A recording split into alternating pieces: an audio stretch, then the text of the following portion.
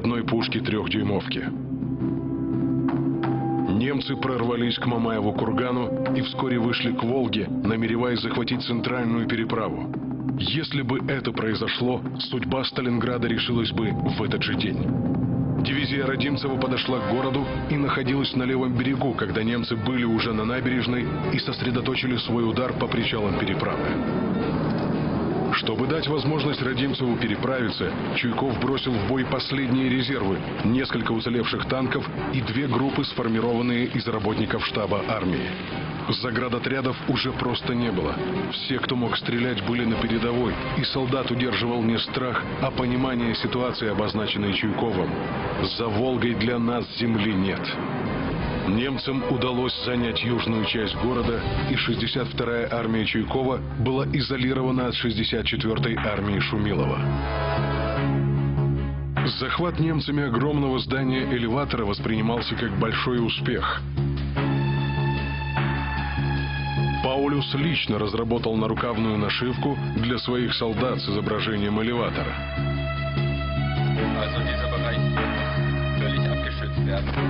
Однако, как показали дальнейшие события, с нашивками за победу он явно поторопился. Ночью дивизия Родимцева начала грузиться на катера и баржи. Чуйков приказал перевооружить ее для городских боев. Вместо винтовок многие гвардейцы получили пистолеты-пулеметы, ручные пулеметы и противотанковые ружья. Заметив суда, немцы прямо с набережной открыли огонь из орудий и минометов. Тонули катера, шли на дно люди. Доплывшие до берега солдаты сразу бросались в бой. Немцы заняли высокую набережную, и советский десант был перед ними как на ладони.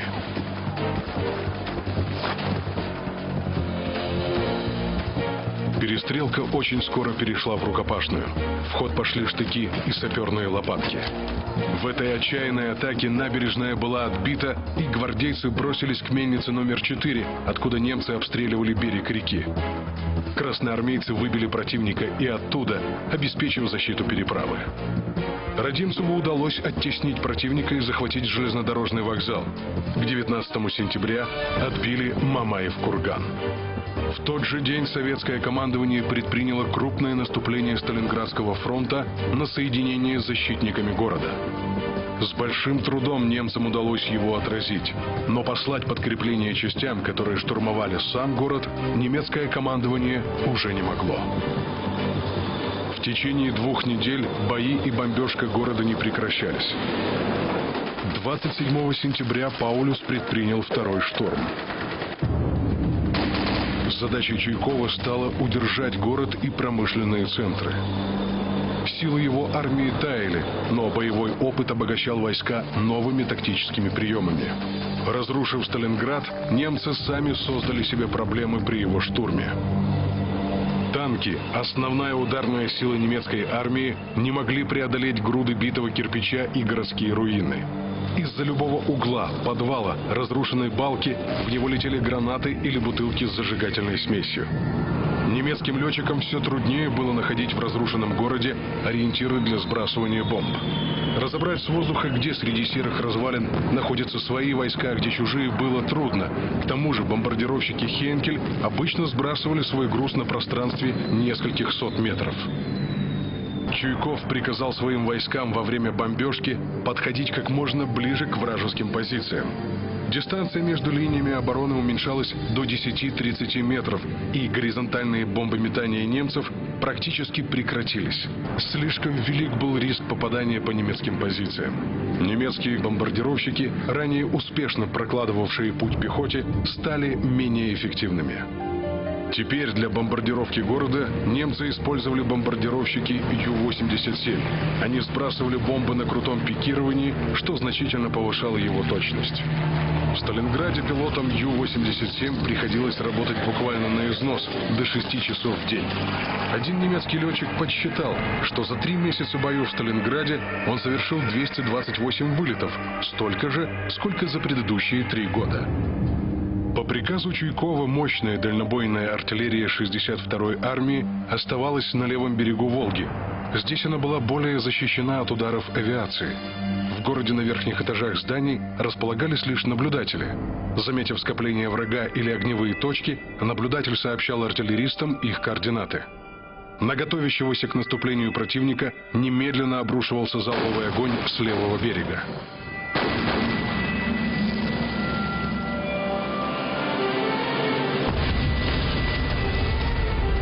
Важную роль стали играть снайперы. По городу можно было передвигаться разве что ползком.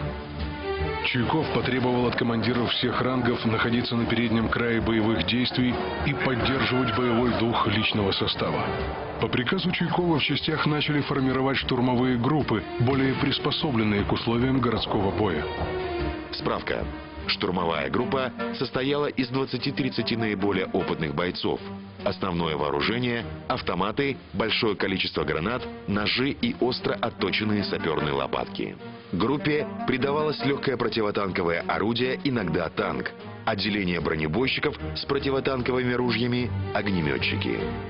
Перед штурмовыми группами ставилась задача на передовой линии фронта захватывать и удерживать городские здания.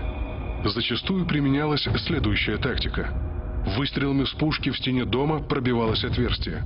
Затем туда летели несколько гранат, и бойцы устремлялись в здание. Подвалы выжигались огнеметами и забрасывались гранатами. Прежде чем ворваться в комнату, боец бросал туда гранату, а затем давал очередь из автомата. Некоторые здания напоминали своеобразный слоеный пирог. Первый этаж был занят советскими штурмовиками, выше находились немцы, а на верхнем этаже снова бойцы Красной Армии.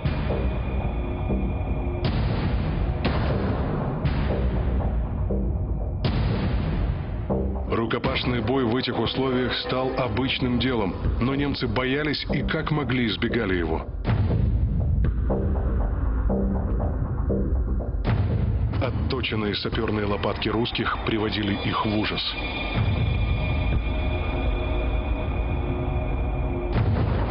Отдельно стоящие дома, из которых бойцы простреливали улицы, становились крепостями. Вечером 27 сентября сержант Яков Павлов получил приказ осмотреть дом облпотребсоюза, стоявший в 100 метрах впереди позиций пехоты. Дом был прекрасным наблюдательным пунктом и хорошей площадкой для обстрела противника. Из него открывалась панорама города на запад, север и юг в радиусе километра. Красноармейцы очистили здание. Вскоре на помощь разведчикам Павлова прибыл взвод лейтенанта Афанасьева. Когда немцы осознали свою потерю и пошли в атаку, их встретили плотным огнем. За 58 дней последующих боев обороной дома руководили разные командиры. Но так уж вышло, что за зданием закрепилось имя сержанта. Первыми домом Павлова здание назвали артиллеристы, отмечая его на своих картах. Как дом Павлова он значился и в донесениях и приказах по армии. К дому проложили подходы, соединяющие с мельницей и с соседним зданием, захваченным лейтенантом Заболотным. По ним прибывало подкрепление. В стенах проделали амбразуры для ведения огня. Подходы к дому заминировали. Бойцы быстро освоились на новом месте. В квартирах осталось много вещей, нашелся даже патефон. Правда, уцелела лишь одна пластинка, но в перерывах между боями с немцами, которые предпринимали попытки любой ценой отбить дом, над руинами плыла музыка.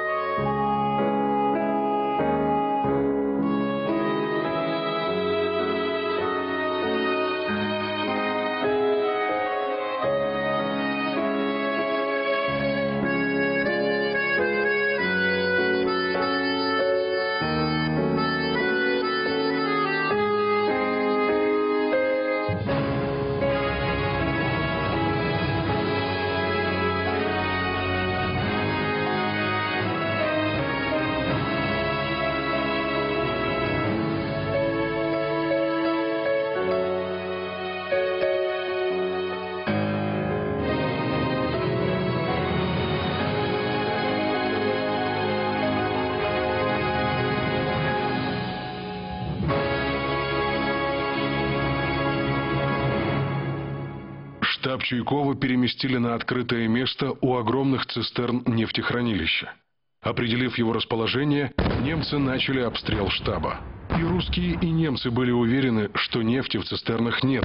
Но когда те стали